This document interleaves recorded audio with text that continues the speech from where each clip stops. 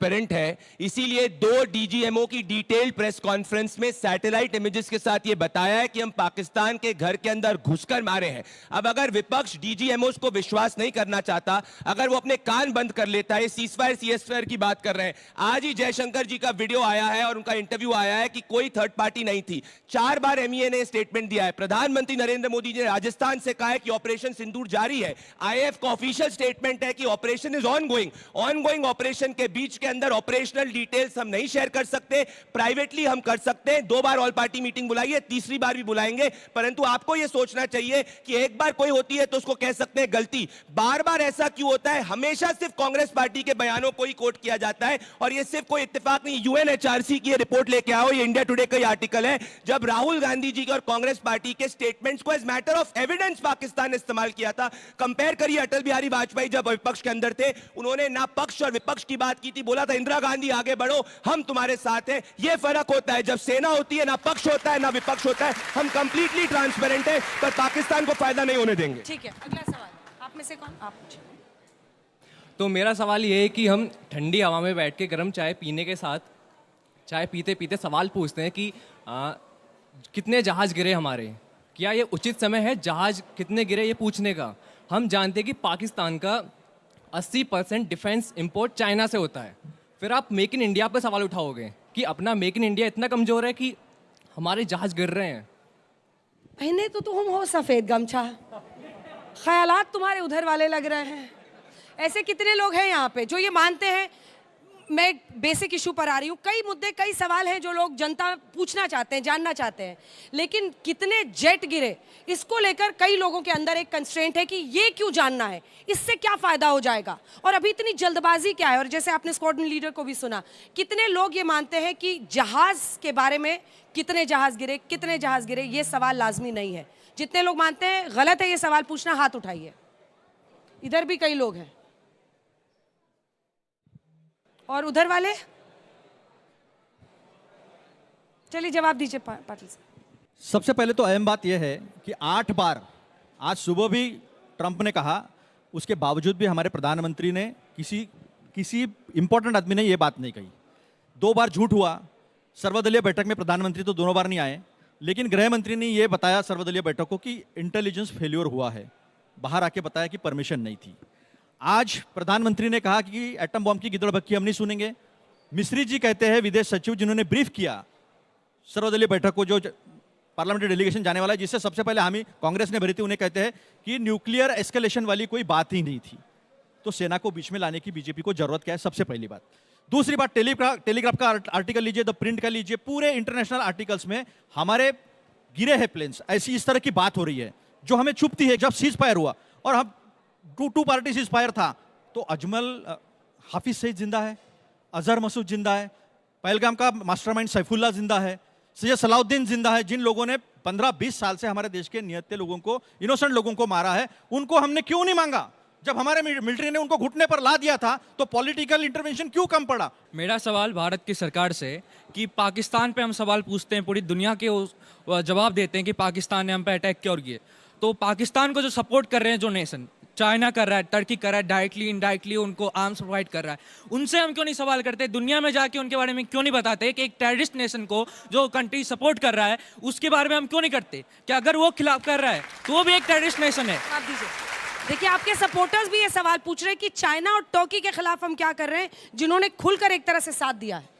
हम जिस भी मुल्क ने पाकिस्तान का समर्थन करा है, भले वो चीन हो या पाकिस्तान के साथ में टर्की हो, हम उसके खिलाफ एक्शन लेंगे। चाइना की असलियत हमने देख ली थी जब वो मेड इन चाइना ड्रोन जब आए थे, उसको हमारे मेड इन इंडिया इक्विपमेंट्स ने निस्तानबूत करा था। पर कांग्रेस पार्टी तो चाइना का बैटिंग करती है, डोकलाम के वक्त में चाइनीज एम्बेसडर के साथ जाके चले गए। तो ये मत समझिए कि पीछे से हम चाइना से सवाल नहीं पूछ रहे। ये रहा जयशंकर जी का वीडियो। दिक्कत क्या है कि कुछ भी ऑफिशियल स्टेटमेंट को कांग्रेस पार्टी सुनना ही नहीं चाहती है। यहां क्लियरली कहा है कि थर्ड पार्टी किसी को नहीं किया गया है। पाकिस्तान के डीजीएमओ ने हमारे सामने भीख मांगी थी, साथ में चीन तक का नाम है जो है वो जयशंकर जी ने वन ऑफ द इंटरव्यूज में लिया है, पर ये मानेंगे नहीं। ये बात करते हैं हाफिज सईद की। आतंकवादी हाफिज सईद के ठिकानों को हमने नष्ट किया, मसूद अजहर के परिवार को हमने मारा, और ये हाफिज सईद जो है राहुल गांधी को चाहता है कांग्रेस पार्टी के। ठीक है, चलिए दोनों अपनी अपनी तरफ से अपनी पार्टी के लिए बोल रहे हैं, लेकिन एक रिबटल राउंड, क्योंकि जितने पॉइंट्स उन्होंने किए अभी तक बनाए हैं, अतुल जी अगर आपको जय हिंद दोस्तों, अभिषेक ऑफिशियल टीवी में आपका स्वागत है। ऑपरेशन सिंदूर तो खत्म हो गया, लेकिन ऑपरेशन सिंदूर अभी भी ऑफिशियली जारी है। सेना की तरफ से तीनों सेनाएं इस पर काम कर रही है, इसलिए इसकी डिटेल अभी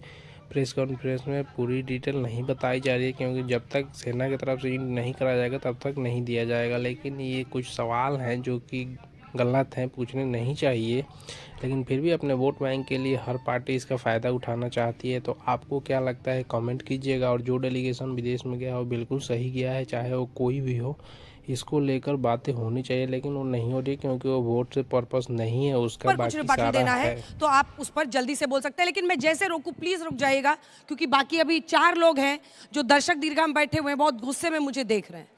अतुल जी देखिए, दूसरे का देखने का खोल के और अपना रखाने का ढक के, इस देश के प्रधानमंत्री ने 7 कंट्री में जाकर कहा कि 2014 के बाद पहले तो भारत में पैदा होना गलत है। हम दोनों 2014 के पहले के पैदा से हमें बहुत अभिमान है इस बात पर। एस जयशंकर क्या कहते हैं जब चाइना की बात आती है? ठोक दो चाइना को भी, पूरा देश इकट्ठा आपके साथ खड़ा है। क्या कहते हैं? It's a big economy, how can we fight against China? अरे भारत कब से डरपोक हो गया? भारत लड़ा। शैतान सिंह को याद करो, 1967 याद करो, 1987 सुल्तान चुंग याद करो।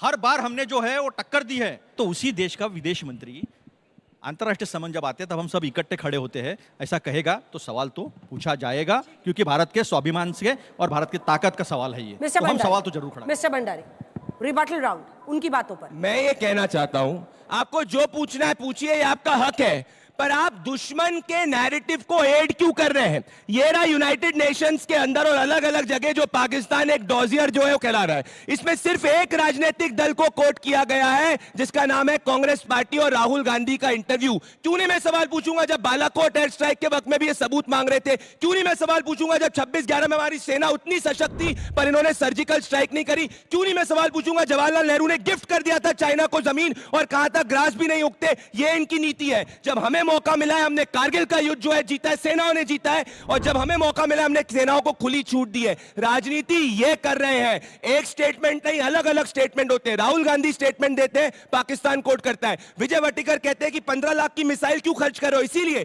10 साल तक जब इनकी सरकार थी एक आर्टिलरी गन तक सेना को खरीदने नहीं दी, एक बुलेट प्रूफ जैकेट तक नहीं खरीदने दी। आज जाके हमने 6 लाख करोड़ का डिफेंस बजट है, 80,000 करोड़ से बढ़ा रहे। आप किसी भी डिफेंस से पूछ लीजिए, हम हमारी फोर्सेस के साथ राजनीति ये अब मैं जजेस की तरफ जाती हूँ, अगर इन दोनों से कुछ सवाल आपको पूछना है तो छोटा छोटा सवाल पूछ सकते हैं। मेरा एक सवाल है पाटिल जी से, जो आप बार बार 1971 की बात कहते हैं और डोनाल्ड ट्रंप की आप इन्वोक करते रहते हैं कि उन्होंने ये कहा वो कहा। क्या 1971 में इंदिरा गांधी जी ने कुछ प्रेसिडेंट निक्सन के बारे में कुछ कहा कि वो मेरे खिलाफ है इसीलिए मैं जंग नहीं करूंगी या कुछ? उन्होंने कुछ नहीं कहा, जो उनको करना था उन्होंने कर दिया। तो हम प्रेसिडेंट ट्रंप को इतना इंपॉर्टेंस क्यों देते हैं बार बार? I will not correct you, I will add it. उन्होंने ये कहा था 7वां नहीं 70वां बेड़ा भेज दो, हमें जो करना है हम करके दिखाएंगे, और हमारे सेना ने करके दिखाया।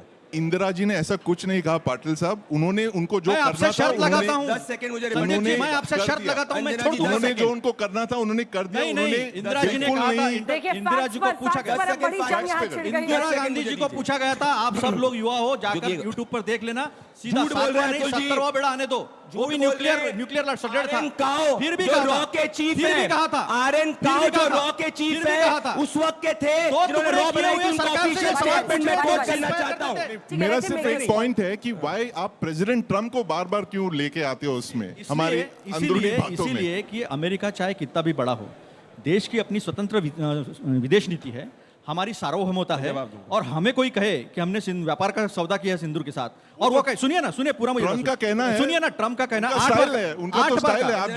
बार कहा है उसने, मेरे देश के प्रधानमंत्री के साथ कांग्रेस खड़ी है, मेरे देश के प्रधानमंत्री के साथ पूरा देश खड़ा है। वो कूट कर कहे कि हमारा निर्णय हमने लिया है, कोई ट्रम्प वहां से निर्णय नहीं लेगा, क्योंकि वो ये आज तक के स्टूडियो पे रिकॉर्ड किया गया था। अंजनाम कश्यप एंकर है। लोगों ने सवाल पूछा, जो कि बच्चे हैं उन्होंने सवाल पूछा अपना कि फाइटर जेट हमारे कितने गिरे हैं। ये जानना क्यों ज़रूरी है? हमें तो बस ये जानना है कि पाकिस्तान के फाइटर जेट गिरे या नहीं गिरे, अगर गिरे तो कम क्यों गिरे।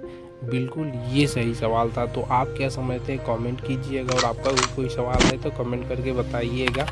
मिलते हैं अगली वीडियो में, तब तक के लिए जय हिंद जय भारत। आप सभी को वीडियो देखने के लिए बहुत बहुत धन्यवाद।